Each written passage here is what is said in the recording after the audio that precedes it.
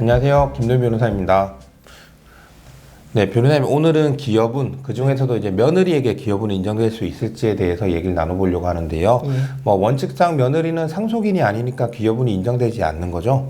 네, 안타깝게도 원칙은 그렇죠. 민법 1008조의 2 기여분 규정에서는 그 기여분이 인정되는 자는 원칙적으로 상속인에 한해서 이제 기여분을 인정하기 때문에 상속인이 아닌 며느리는 기여분이 인정되지가 않죠. 근데 이게 좀 현실적으로 억울한 부분이 있을 것 같습니다. 네. 정말 시부모님을 잘 모시고, 네. 뭐, 봉양도 하고, 제사도 다 지내고, 네. 그런 며느리들도 실제로 있는데, 네. 이런 분들에게 기여분이 인정되지 않는다면 조금 억울하시지 않을까요? 네, 당연히 좀 불공평하죠. 그래서 이제 이런 경우에는 며느리가 이제 시부모를 부양하거나 경제적 기여를 한 것이 결국 그 상속인 남편이 되겠죠. 네. 남편을 대신해서 한 것이라고 주장하면서 남편의 기여분으로 이제 주장하는 경우가 있고 실제로 이제 인정된 경우도 있습니다. 실제로 네. 인정된 경우도 있다고는 하지만 사실 이게 쉽지는 않은 거잖아요. 쉽지는 않죠. 예.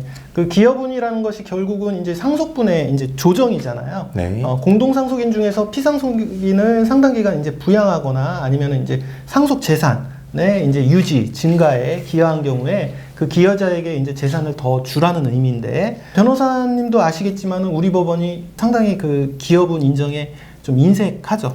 네, 사실 이게 효도 사상이 있다 보니 좀 그런 것 네. 같긴 한데, 네. 결국 기여분이란 것이 어떤 특별한 부양을 하거나 재산적으로 특별한 기여를 했을 때 인정되는 건데요. 네. 법원에서는 이 금전적 기여에 대해서는 그나마 좀 인정을 하지만, 예, 단순히 부모님을 모셨다거나 아니면 간병을 했다는 그것만으로는 특별한 부양은 잘 인정하지 않는 것 같습니다. 예. 이게 아무래도 입증이 쉽지 않다는 점에서 그렇죠. 충분히 뭐 법원의 입장도 이해는 가지만 예. 사실 조금 안타까운 부분은 있습니다. 당사자들은 뭐 자기가 이제 기여한 부분을 되게 이제 중요하게 생각하시고 당연히 인정돼야 되는 거 아니냐라고 생각하시지만 막상 이제 그거를 이제 제3자한테 이해시키려면 좀 어렵다는 네. 부분이죠. 그래서 이제 실제적으로 이제 그 기여분이라는 게 부양적 부분이 있고 이제 금전적 기여 부분이 네. 있는데 그 부양적 부분보다는 금전적 기여가 있는 경우에 인정되는 경우가 더 많습니다. 그래서 이제 병원비나 용돈을 일정 기간 부모님께 이제 지원한 정도로는 사실상 어렵고요. 일정 기준은 없지만 거액의 수술비라든지 아니면은 아예 부모님 집을 취득하시는데 자식이 좀 돈을 보탰다든지 뭐 이런 경우가 아니면 여간에서는 좀 인정되기가 어려운 것 같습니다.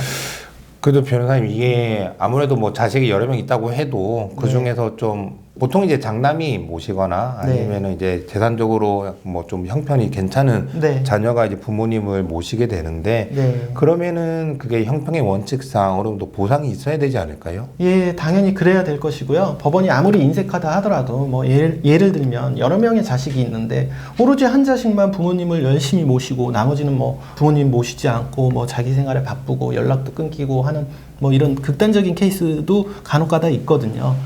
그러면 이런 경우에는 어느 정도 이제 기여분이 인정돼야 하지 않느냐, 저희 그렇게 생각하고 있고요. 혹시 이러한 사정이 있으시다면, 꼭 저희가 아니더라도, 변호사 같은 전문가들에게 한번 상담 받아보시는 것 꼭 권해드리고 싶습니다. 네, 뭐든지 이제 케이스 바이 케이스니까요. 네, 사실 네. 뭐 그런 문제점들이 있으면 법률 전문가의 도움을 받으시는 게 좋고요. 네. 그리고 변호사님, 꼭 기여분으로 인정받지 않더라도 네, 네. 부모님을 모신 며느리들이 상속에 있어서 뭐 어떻게 보상을 받을 수 있는 건 없나요? 적극적으로 이제 기여분이라는 건 적극적으로 상속 재산에 있어가지고 내 몫이야라고 해서 이제 인정받는 게 기여분이고요. 이런 경우에서 이제 보장받지 못한다면 혹시나 예를 들어서 그렇게 이제 부모를 모시고 한 기여자가 있는 경우에 그 기여자에게 생전에 이제 그 증여재산을 받은 경우가 있다면 그 재산은 이제 원칙적으로 상속재산 분할이나 유류분에서 어떤 반환의 대상이 된 재산인데 그 기여분을 주장해서 그 반환해야 될 유류분이나 특별수익에서 제외받는 경우가 있을 수가 있습니다. 이는 뭐 이제 예를 들면은 며느리가 그 시부모에 대한 부양의 대가로 특별히 그 며느리를 이쁘게 봐서 시아버지가 며느리한테 재산을 좀 증여를 했다라고 한다면 그런 그 며느리의 기여를 이제 주장을 해서 특별수익에서 제외되는 방식으로 이렇게 방어를 함으로써 좀 인정받을 수 있는 방법이 있겠습니다.